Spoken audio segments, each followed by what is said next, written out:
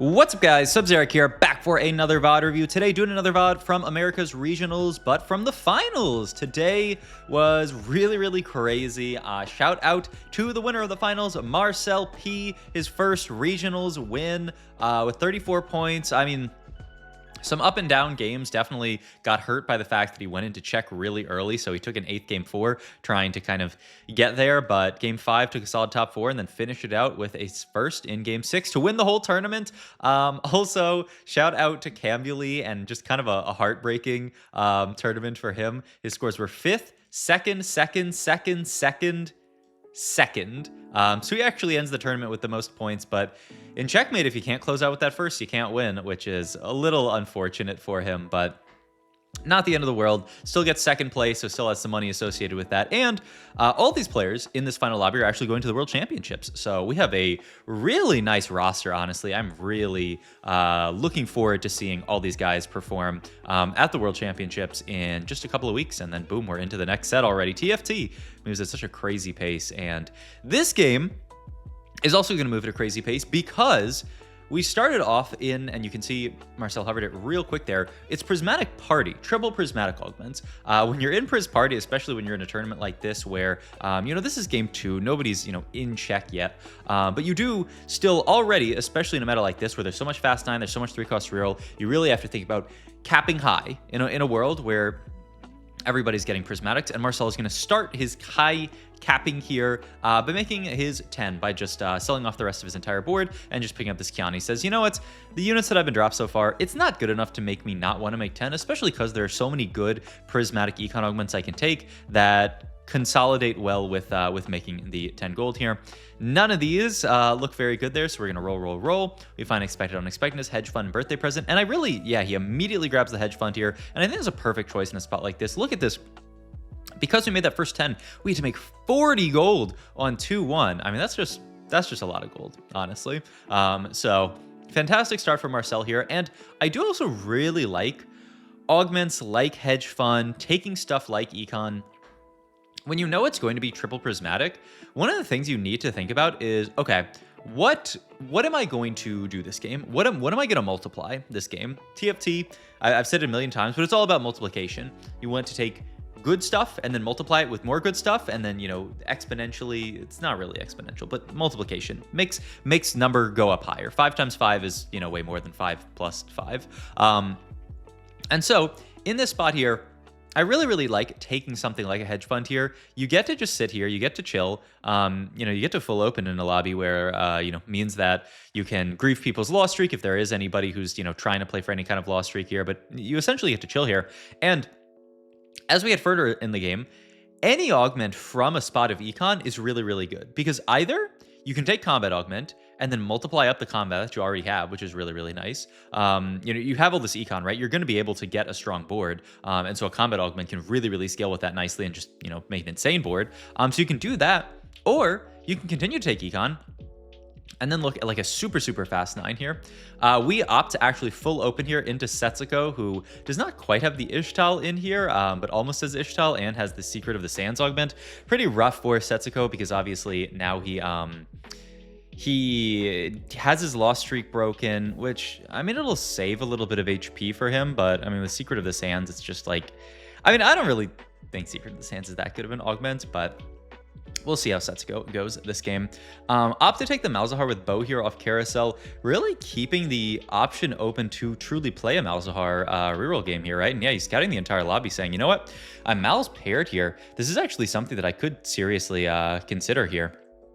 And so yeah, we're going to hold on to these. We could even get the Void in, which is not big, though honestly looks like he wants to keep losing here. I mean, if he's really concerned, he could actually sell the Malzahars here, but obviously that, removes an entire game plan that he could have here. And yeah, he does opt to sell here. He says, you know what, sure, add this line into Malzahar, but I really want to take my 5 loss here. I want to, continue amassing econ at an insane rate, already 70 gold on 2-5. And so I'm just going to sell these Malzes full open, not take any risk of like accidentally rotating into some of these other loss streak players, because there are a lot of people who are thinking about loss streaking, or who are straight up loss streaking in this spot. So we got to avoid that. And yeah, we still see JRC is in our pool here, which looks like they are not going to quite full open. Smart stuff, wow, from Marcel here saying, I actually can't be punished for holding onto this Kog'Maw because JRC has to hold onto the Jinx because they're playing a Jinx with I don't know why I'm thinking of like story. I don't know why I want to call it story something. But the comeback story, that's because that's the name of the augment. I'm a genius. He has comeback story in the spot here, and so he must then hold on to the Jinx because this is his entire game plan. So we then get to hold on to the Kog'Maw, which actually plays into the game plan that Mr. Marcel P is thinking about, which we will talk more about as we get further into this game. Do pick up a Jinx of our own, which, I mean, we have the Jinx plus the Vi, but yeah, he's immediately going to sell all that. He's like, I'm not trying to contest somebody who I know is going to play this line when I could play anything that I want in this spot, literally anything. I mean, I have 107 gold here. It's a great spot to be in where you just cannot possibly be stopped from hitting what you want to hit. I mean, you have essentially infinite gold to work with here. All right, so yeah, I mean, we're gonna just continue on this board here. Really just waiting for our 3/2 augment to help give us even more direction. And this is where what I talked about earlier can come into play. Because you can take things like, you know, Soul's Awakening, Bronze for Life, and have a really strong board built out because you know we're going to be able to make it to whatever board we want to make it. We're 120 gold here. So you can do stuff like that. Or you can roll these. And if you see something like a Tiniest Titan, you can double down on Econ and say, you know what? There's so many good fast 9 options this patch. I can just go straight to level 7 here. There's not even that much good stuff to fit on the board. We're playing a random Echo right now, double Kog'Maws. Yeah, it's not the world's strongest board here, but I still get to make 80 gold here. And I'm going to be making an insane amount of gold every single turn off the Tiniest Titan. So now the only question for Marcel this game is, what do we want to play? Because you can kind of play anything that you want here. And he's going to slam the Shojin LW. And you might be thinking, okay, Shojin LW, what truly is the game plan here? Well, the game plan is we're going to play for Void. We unlock Kai'Sa with the double slam there. We unlock the Rift Herald here because we've been playing Void. We just push level 7, and all of a sudden, we have this really nice stabilizer, and can slam all these items onto Rift Herald. The board's good with 4 Void in, and with double Econ, our odds of being able to actually make it to 10 for the Baron Nashor are, I mean, it's almost guaranteed, right? I mean, we're sitting here level 7, 90 gold here. We're, yes, essentially guaranteed to make it to 10, especially if we do start winning some fights against people like Setsuko, who have taken this loss streak with Azir game plan, you know, getting Ishtal in and things like that. And so the spot actually, I mean, I really like these unlocks. It's something I've talked about a lot on this patch, but these unlocks allow you to stabilize on boards that, I mean, the board prior to us unlocking Kai'Sa was absolute trash. It was nothing. But we unlocked the Kai'Sa, we unlocked the Herald. All of a sudden, our board's pretty good. And now we're Kai'Sa paired here. I mean, we might end up in a world where we just natural the third Kai'Sa, and then boom, we're Kai'Sa 2, absolutely cruising here. These items are pretty solid for the Kai'Sa. Leaves the other glove open for IE here. So, I mean, everything is coming up Millhouse here for Marcel. Everything's coming up Marcel. J or C here, going for the Warwick unlock, and also does have the Jinx too, so we are probably going to take a pretty chunky loss here. They also do have the Pris ticket. I mean, it's a great spot for JRC. Just need to reach the board, right? Because like there is a little bit of fear that maybe you just like die there on that amount of HP, right? Getting a little bit low, but as long as they hit, like, I mean, honestly, just the Warwick one is pretty big to stabilize on. And so yeah, you'll see we're gonna start planning out our board here, start throwing in a lot of the Void stuff, also throwing out a lot of other solid forecasts just to say we can have these as like a backup plan. So we can continue on this board here, chill out here, take another loss. It doesn't feel great, right? We're down to 31 HP, and yes, we're going to continue to heal up, but we do have to spike our board at some point. And so the question is, you know, can we go for a true fast 10? I mean, we're going to certainly have the goal to reach 9, but, you know, reaching from 9 to 10 is still another big jump in EXP. So we can either try to really go just right on the edge, ride the edge of just like what is possible in our spot here, or, you know, we could do something like stabilize here. Roll on 8, spike on something like Kai'Sa 2. And Marcel says, which, I mean, I think a lot of people, I was watching Frodan co-stream and they were a little sketched out by how he played out this stage, is he's just going to chill here. I'm sitting 100 gold here. I can go 9, potentially next round, but I also do want to keep making my 10 interest, so we're probably just going to continue chilling this board. Rotating to Kai Wang, who I also didn't realize. Oh, this is a contest. JRC and Kai Wang both holding on to this is on board, so that's actually good for us. And the last piece of it is we know we're going into another prismatic augment. Once again, we're in the situation where do we want to take combat, spike the board really hard, or do we want to, you know, potentially take Econ here and use that Econ to, you know, go even further beyond what we have already here, which is just an insane amount of gold to work with here. And Marcel, I mean, you obviously can't take Component Heist. Band of Thieves, I think, would be just solid to start itemizing all these units that we're going to play for here. But Marcel says, you know what? We've got all of this gold to work with, but maybe, you know, not enough gold to truly, like, reach level 9, level 10, and actually roll for it. And Commerce Core, it's going to fix that problem.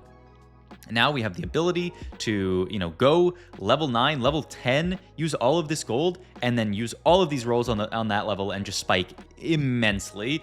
Because, once again, we're playing Void. If you can reach 10 and you can find Baron Nashor too, almost doesn't matter if the rest of your board's kind of trash around it. Now, here's where it does get a little scary for Marcel. We drop down to 12 HP. It is actually possible to die in a spot like this. And so Marcel says, you know what?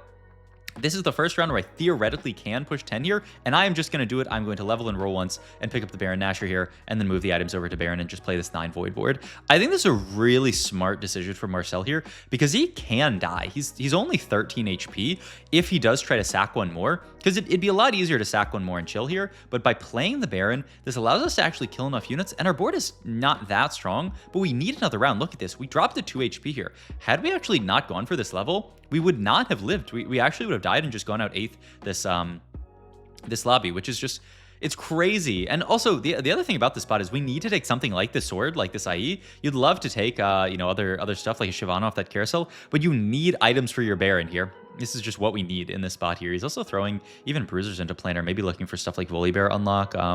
But yeah, we see another Baron here. The thing is, we have all of these free rolls on our level, on our highest level here. Really smart stuff from Marcel. Doesn't opt to even make stuff like Kaisa 2 because he knows Kaisa 2 does not matter. What matters is reaching Baron 2 and reaching enough frontline so that the Baron can survive. And we hit both of those things. And so now we're there. We've made it to Baron Nashor 2 on 4-5, which is just, I mean, that's the power of triple prismatic, is that you can reach something absolutely crazy like this. We actually take a really close fight. Oh, it's so rough for Setsuko actually, because he actually, 1, almost beats us, and 2, just rotated right into us with like no HP. But yeah, you'll see here, we start caring less and less about the Kaisa. I mean, we're also going to do this thing that you see a lot of good Void players do, is they start pivoting down out of 9 Void. This was really became, I don't know if I want to say like flavor of the month, but a lot of people were doing this as early as the Paris Open, where they said, you know what, 9 Void, it's fine, but it's not worth playing all of these kind of crummy Void units late game. I would rather just pivot into this board. Also, another close fight, man.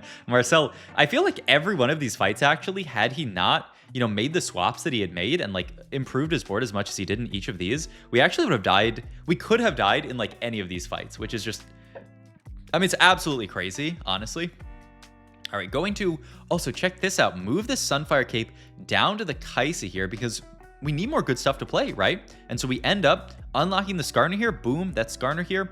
We get all these rods and we say, I need Baron items here. Kaisa items actually do not matter at all here. So I'm going to go for this Death Cap plus Chain Vest Reforge here. In hindsight and in like now sight, probably should also just, I mean, it's actually not even easy to reforge the Sunfire Cape here, but the problem is we're going to end up in this world where, you know, depending on what we reforge into, we have just bow open here. So low-key, maybe you slam Titans and then reforge that. Like, I don't know. This ends up being a little bit sus. We even go for the full Shojin reforge as well. And so we just reforge all of these. We get DB, which is pretty good. But now we do end up in this world here where, yeah, we take this so that we can make BT to get some healing onto the Baron Nashor, which is great. I mean, you want healing onto the Baron, but like I talked about, our items, the rest of our items become highly sus here. We are stuck with Sunfire, red buff, or red buff here. And it's not the end of the world. Red buff is still applying, or it's still giving attack speed to this Kaisa, so it's not, you know, a completely wasted item slot. But I can't help but think, you know, our items maybe could have ended up a little bit better here. But at the end of the day, we have the Baron Nashor 2 with 3 really, really good items, I mean, that's all you really need, right? I mean, yes, it is. We have the Shyvana here, by the way. We have the Kaisa now. I mean, like, low-key, all of the things have fallen into place here. And once again, we are 10 HP. This is a triple prismatic lobby. I think it's like, I think if I were in Marcel's shoes, finally you can maybe start to breathe. End of stage 4. We ran into so many fights that it was actually very reasonable that we would lose. And even now that we're in this spot here, you still have to make sure that you're denying people. You have to make sure that you're continuing to spike your board here. Maybe you could think about a low-key, a double Baron board here. The only downside is it's a lot of gold on your bench here. And so, yeah, he opts to just sell the Baron off here because he's like, you know what? I cannot afford to just leave all of this gold sitting on my bench when I'm 10 HP. I'm 12 HP. I still haven't regened enough that I am, multiple lives here. If we get up to, like the 16 HP or the 20 HP, then you can think about it. But once again, look how close these fights are. I mean, we are triple prismatic Econ in a world where everybody else is, I mean, there are a lot of people who are, very, very strong combat and things like that. Do get to pick up the Anima Visage here for the Rift Herald here. Perfect. I mean, you really, really need more frontline on this board, right? Because Baron and even this Kaisa, as underwhelming as her setup is, these guys will eventually just chew through the enemy board. So the thing that you need to have in this spot is just survivability so that your Baron doesn't get one shot. The only time that this Baron board does lose, and I've seen this before, is Baron starts getting focused down, and Baron itself is not that tanky. You need other units to tank for Baron. Baron's a little tanky, but not really tanky enough to survive getting like focused down by something like, hey, this Jinx here. And really good positioning from Marcel, putting the Baron in the middle and then having the Rift Herald on the same side as something like Jinx so that Baron does not take aggro and just gets to sit behind the Rift Herald. It's something very important in this line, is just ensuring that your Baron does not take aggro, because if it does, then you might be looking at GG's. Marcel's still thinking about, okay, how am I going to cap this board out? Holding on to stuff like the Senna now, which is just a fantastic extra in. Look at this. I love it. This is exactly what you should do in this spot here. Marcel not worrying about anything superfluous here, trying to position a bunch of different units. One thing matters in this spot, and it's having Rift Herald on the same side as the enemy carry. And so all he does here is he picks up the Rift Herald, flicker scouts to see, where the enemy carry is, and then puts the Rift Herald on that same side. So just beautiful stuff from Marcel. Just actual positioning masterclass. And I think a lot of people try to like overcomplicate positioning. They're like, I'm going to swap this, do all this stuff. But this is all that matters, right? Is boiling down the fight to like what is truly going to make the diff in this fight. And it is, if our main tank is eating aggro here, going to pick up the Lucian and Senna here, and so at this point we're even going to get out of the Kaisa and just play the Senna 2 plus the Fiddlesticks here, just saying, you know what, I don't need to play the Kaisa anymore on my board. Why do I? I can move Starax up here and then move these items down to Lucian Senna. Just beautiful setup here. Rift Herald actually is on wrong side here, but hopefully we've hit a critical mass strong enough to beat this board, and it is. Yeah, we fight JRC here and probably kill them off. Yep, JRC down, Kai Wang down, Brosif and Cambuli in the top 3. And all Marcel needs to do is continue to roll down here. He does have the Silas that he unlocked, though. I don't know if he's even actually coming onto this board here. I mean, you can start to think about if it ends up just being Cambuli here, getting out of stuff like this Garner here, because this board's not much physical damage, but, it still has stuff like the Volibear here. So that could be a cap later. But honestly, we've played most of the good, strong 5-cost flex units, so I don't think we have to worry that much about that. Brosif goes down here. Now it's just us and Cam here, going to continue to roll. I actually don't really even know what we're looking for in this spot here. He does lock. There's nothing. He's actually just pulling more volleys out of the pool here. Yeah, I mean, nice job crossing the T's, dotting the I's here. There's, 2 Volibears on Cam's board here. A Volibear 2 could actually spike his board immensely, so might as well just hold on to every Volibear that we can take here. And if Cam can't hit Volibear 2, there's no hope of Cam hitting level 10. Oh my god, this fight's actually really close here. Can the Lucian clutch it out? He can. Wow, that fight was way worse. The Herald was even on the correct side there, but we just, it took us way too long to get through all the front line there. All right, rotate around, try to pick up just a solid item for the Shiv here, which ends up just being adaptive, or the Starax here. So we're just double Starax, which not the best itemization in the world, but, you know, decent enough here. I mean, that's certainly a fight where if Cam had Volibear 2, we would have lost that fight. So once again, just trying to play for our position here. Cam actually does get the swap over to the left side here. Oh my god, is that going to be enough to win here? Cam's blowing through everything. The Volibear dies so fast here. I mean, I told you that the Herald is, or the Baron is tanky, and he's tanky enough to live fights like that, and it is a win for Marcel P. All right. I mean, just a really cool game, taking the triple econ, just going right to like the knife's edge and using that to push levels and then winning out was just such a cool game to see. And just, you know, shout out to Marcel as well for winning the whole tournament. He is certainly very well deserving of it, and I can't wait to see him play at Worlds. So hope you guys enjoyed this video. As always, if you did, please like, comment, and subscribe. Check out my Twitch and Metafy, all my links down below, and I will see you guys in the next video. Thanks for watching, as always.